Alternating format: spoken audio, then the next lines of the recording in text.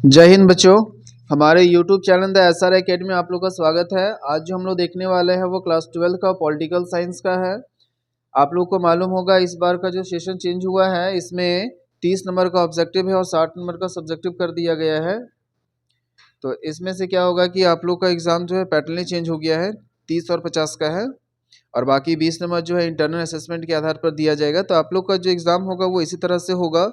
अब MCQ करने के लिए यानी कि जो आपको ओएमआर सीट मिलता था वो अब बंद हो गया है, उसे अब नहीं दिया जाएगा। एक ही बुकलेट मिलेगा जिसमें क्वेश्चन और आंसर दोनों रहेगा, ऑब्जेक्टिव उसी में भरा हुआ रहेगा। चलिए इसमें देखते हैं जिस तरह का एग्ज़ाम आप लोग का आएगा ठीक उसी तरह से जो हम लोग इसमें सारे सवालों को डिस्कशन करेंगे। पहला सवाल है कि किस देश ने नाटो में अमेरिकी नेतृत्व का विरोध किया था? ऑप्शन में है ब्रिटेन, फ्रांस, इटली और पश्चिमी जर्मन। तो इसका जो आंसर हो जाएगा आपका ऑप्शन नंबर बी। कभी कभी ऐसा सवाल पूछा जाता है कि नाटो का जो स्थापना है वो कब हुआ था, तो इसका आंसर है वो हो जाएगा आपका 4 अप्रैल 1949 में। ठीक है, दूसरे विश्व युद्ध के बाद हुआ था ये। ठीक है, क्वेश्चन नंबर 2 पर आते हैं। वॉल्सवी क्रांति कहाँ हुई थी? तो वॉल्सवी क्रांति जो है वो रूस में हुई थी। तो ऑप्शन नंबर हो जाएगा सी। चलिए आते हैं क्वेश्चन नंबर 3 में। 3 में लिखा हुआ है कि सोवियत संघ के अंतिम राष्ट्रपति कौन थे? तो सोवियत संघ का जो अंतिम राष्ट्रपति थे वो मिखाइल गोर्बाचेव थे। यहाँ पे आंसर गलती लिखा हुआ, गोर्बाचेव तो लिखा हुआ है, मिखाइल होना चाहिए, तो मिसवाइल लिखा हुआ है। तो ऑप्शन नंबर बी हो जाएगा मिखाइल गोर्बाचेव, ये इंग्लिश में ठीक लिखा हुआ है। क्वेश्चन नंबर 3 पे आते हैं।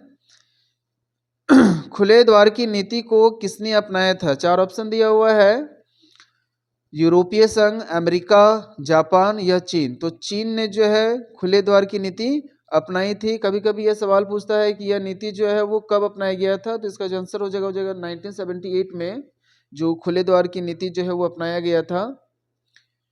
कभी कभी ये सवाल पूछता है कि चीन ने जो है खुले द्वार की नीति जो है कब अपनाया था, तो इसका आंसर क्या हो जाएगा 1978 में अपनाया था। ठीक है, क्वेश्चन नंबर आगे आते हैं। कौन जो है आसियान का सदस्य नहीं है? देखिए, आसियान में बहुत सारे देशों का संगठन हुआ था जिसमें बहुत सारे देश जो है शामिल नहीं थे, लेकिन इस चारों ऑप्शन में से देखा जाए तो सिंगापुर, फिलीपींस और इंडोनेशिया ये तीनों थे, लेकिन यहाँ पे श्रीलंका नहीं थे। अगर यहाँ ऑप्शन में भारत भी आता तो हमारा आंसर जो है भारत ही हो जाता है, क्योंकि भारत भी जो है वो आसियान का सदस्य नहीं था। तो क्वेश्चन नंबर 5 का हो गया आपका ऑप्शन नंबर बी। 6 नंबर पे आते हैं। तो 6 में लिखा है कि एशिया का वह कौन सा देश है जो अकेले G8 का सदस्य है? तो देखिए इसमें ऑप्शन जो दिया हुआ है तो इसका जो आंसर होता है, जो आपका एशिया का जो कौन सा सा देश है जो अकेले ही जो G8 का सदस्य था, तो इसका जो आंसर है वो होता है रूस और जापान। तो इसमें देखिए ऑप्शन में रूस और जापान में से केवल जापान दिया हुआ है, तो इसका आंसर पूरा आंसर हो जाएगा रूस और जापान। ठीक है, रूस भी होगा और जापान भी होगा। तो आप दोनों आंसर लिख लीजिएगा क्योंकि एग्जाम में आता है। तो अकेले G8 का सदस्य जो है वो रूस भी था और जापान भी था। चलिए क्वेश्चन नंबर 7 पे आते हैं। लिखा संयुक्त राष्ट्र संघ की स्थापना कब हुई थी? तो संयुक्त राष्ट्र संघ की जो स्थापना है वो दूसरे विश्व युद्ध के बाद यानी 24 अक्टूबर 1945 में हुआ था। चलिए आगे बढ़ते हैं। क्वेश्चन नंबर 8 पे आते हैं। लिखा है भारत से शांति सेना जो है श्रीलंका कब भेजा गया था? श्रीलंका के साथ जब विपदा हम लोग की अच्छी नहीं चल रही थी, इसलिए भारत ने एक शांति सेना का जो गठन किया था और उन्हें भेजा गया था। तो वही सवाल पूछा गया है कि श्रीलंका में जो है वो कब भेजा गया था? तो ये जो 1987 में श्रीलंका भेजा गया था, आप लोग कमेंट करके बताइएगा कि उस शांति सेना का नाम क्या था। जो शांति सेना भेजा गया था श्रीलंका में 1987 में, उस सेना का नाम क्या था? चलिए आगे आते हैं।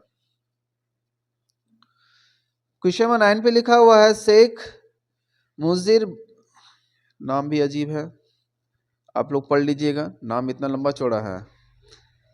किस देश के प्रधानमंत्री थे? यह जो नाम दिया हुआ है मिट गया है, देख लीजिए, मुजीर रहमान।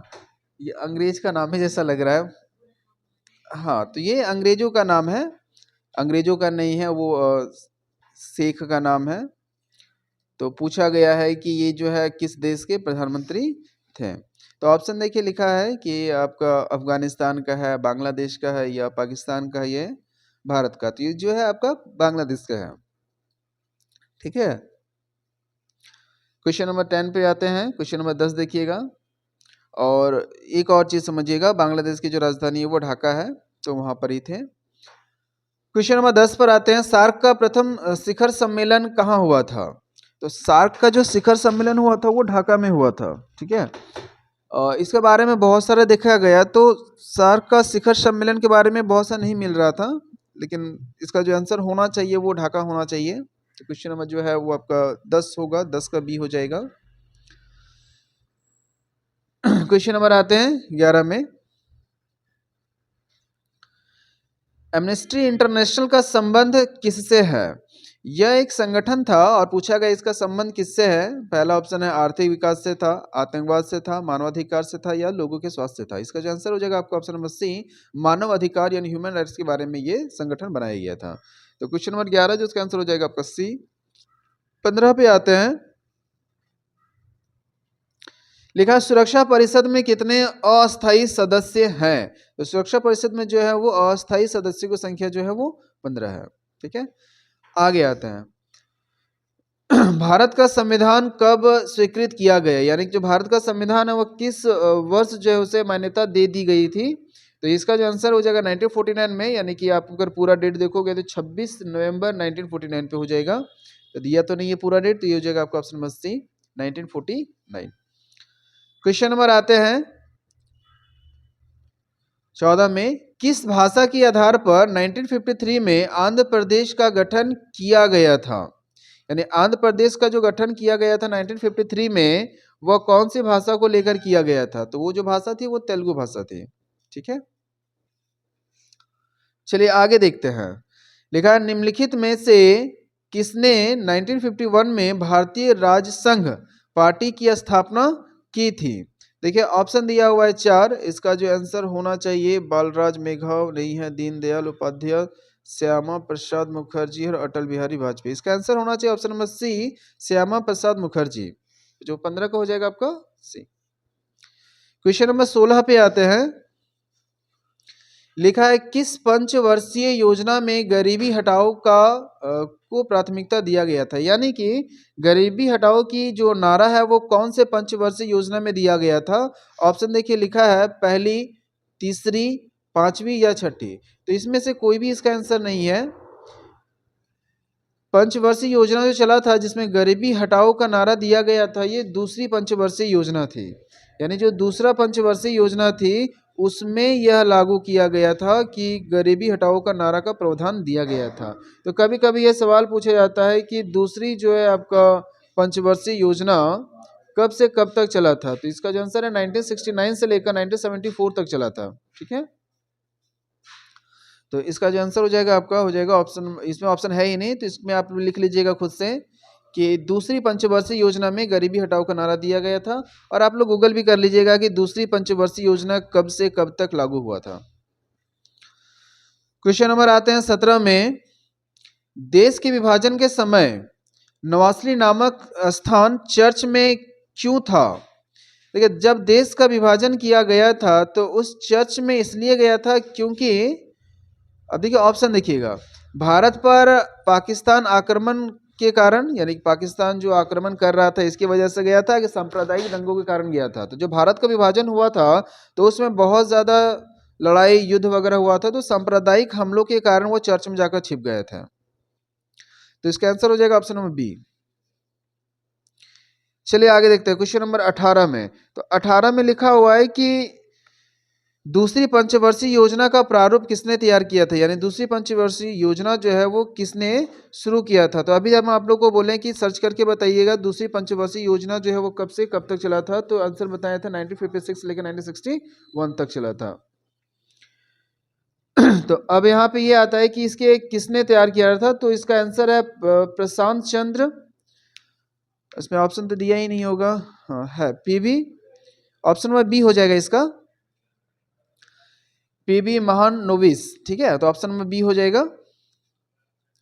क्वेश्चन नंबर 19 पर आते हैं। देशी रियासतों के शासकों को दिया जाने वाला प्रीवी वर्ष जो है किस वर्ष समाप्त कर दिया गया था, यानी कि जो दिया जाता था कर के तौर पर उसे किस वर्ष जो है वो खत्म कर दिया गया था। तो इसका जो आंसर होगा 1971। तो ऑप्शन नंबर हो जाएगा आपका बी। क्वेश्चन नंबर 21 पर आते हैं। नीति आयोग का पदेन सभापति जो है वो कौन होता है? वो प्रधानमंत्री होता है। किसी भी चीज की जो नीति चालू की जाती है उस पद का जो अध्यक्ष होता है वो प्रधानमंत्री होती है। क्वेश्चन नंबर आते हैं आपका 21 में लिखा हुआ है कि 1977 में जनता पार्टी के शासन में कौन प्रधानमंत्री बना था? तो 21 का जो आंसर हो जाएगा आपका option number B, Morarji Desai. Question number आते हैं 22 पे। 22 में लिखा है निम्नलिखित में से किस पार्टी का गठन एक महिला नेत्री के द्वारा किया गया था? तो तेलुगु देशम पार्टी का, ठीक है, महिला के द्वारा किया गया था। क्वेश्चन नंबर आते हैं 22 में, 22 हो गया, 23 पे आते हैं। तो 23 में देखिए लिखा है कि किस भारतीय राजनीतिक दल को छतरी का मतलब होता है छाता, यानी छाता संगठन के रूप में जाना जाता है, यानी कभी कभी छतरी भी कहा जाता है, कभी कभी छाता भी कहा जाता है। तो किस भारतीय राजनीतिक दल को छाता यानी छतरी संगठन के रूप में जाना जाता है? तो वो है कांग्रेस पार्टी, ठीक है। क्वेश्चन नंबर आता है 24 में। 24 में लिखा है कि 1969 में कांग्रेस के विभाजन के समय उसका अध्यक्ष कौन था? तो इसका आंसर हो जाएगा आपका ऑप्शन नंबर बी, निजलिप्पा कोची नाम लिखा, इतना सारा नाम ऐसा लिखा हुआ है कि क्या बताएं, निजलिंगप्पा, ठीक है। क्वेश्चन नंबर आते हैं 25 पे। किस संविधान संशोधन को लघु संविधान की संज्ञा दी जाती है, यानी कि कम संज्ञा दी जाती है? सबसे कम इसलिए क्योंकि इसमें कोई ज्यादा अधिकतर बदलाव जो है वो नहीं किया गया था। इसका आंसर हो जाएगा आपका ऑप्शन नंबर डी, 42वां संविधान संशोधन। आगे आते हैं। जय जवान जय किसान या जय विज्ञान का नारा जो है किसने दिया था? तो अटल बिहारी वाजपेयी ने दिया था, ठीक है। क्वेश्चन नंबर 17 में आते हैं, 27 में आते हैं। 1952 से लेकर 1967 के बीच में भारतीय राजनीति के किस पार्टी का वर्चस्व रहा था? यानी कि देखिए 1952 से लेकर 1969 तक सबसे ज्यादा कौन से पार्टी का वर्चस्व था? वो कांग्रेस पार्टी का ही वर्चस्व था। सबसे पहले तो कांग्रेस पार्टी ही थी। अभी मौजूदा समय में कांग्रेस पार्टी का अस्तित्व तो कम हो रहा है, लेकिन वो बनी हुई थी पहले। क्वेश्चन नंबर 28 पर आते हैं। 28 में देखिए लिखा है जब इंदिरा गांधी पहली बार प्रधानमंत्री बनी तो किनकी सदस्य थी, यानी कौन से सभा की सदस्य थी? वो था राज्यसभा का, पहली बार जब बने थे उस समय, यानी ऑप्शन नंबर डी। आगे आते हैं। आपातकाल की दंडात्मक कार्यवाही को जांच करने के लिए निम्नलिखित में से कौन से आयोग की गठन किया गया था? यानी आपातकाल की स्थिति में कौन से आयोग का गठन किया गया था? वो था सहाय आयोग का गठन किया गया था। आप लोग कमेंट करके बताइएगा कि सहाय आयोग का गठन कब हुआ था, ठीक है। तो ऑप्शन नंबर हो जाएगा आपका बी, 29 का हो जाएगा बी। सहायोग का जो गठन है वो कब हुआ था? कमेंट कीजिएगा और आंसर हो जाएगा मिला लीजिएगा। 19 जो है 75 में हुआ था। 1975 में जो है सहायोग का गठन किया गया था। लास्ट सवाल पे आते हैं। आम आदमी पार्टी का गठन जो है वो किस वर्ष हुआ था? तो ऑप्शन देखिए 2012 है, 13 है, 14 है, 15 है। तो आम आदमी का जो गठन है वो हो गया था आपका 2012 में। तो ये आप लोग का टोटल जो है कुल मिलाकर 30 सवाल है। जिस तरह से एग्जाम आप लोग का होता है ठीक उसी तरह से आप लोग को ये हम बता चुके हैं कि एग्जाम में किस तरह से पूछा जाएगा। इस तरह से सवाल रहेगा, बीच में लिखने के लिए प्लेस बना हुआ रहेगा, या तो आप प्लेस बना दीजिए या इस तरह से टिक कर दीजिएगा, तभी आप लोग का सही हो जाएगा। इसके बाद हम लोग मोस्ट इंपॉर्टेंट और भी क्वेश्चन है जो आप लोग को अगले सेशन में लेकर आएंगे। जल्दी इसका वीडियो जो है अपलोड कर दिया जाएगा। थैंक यू, जय हिंद।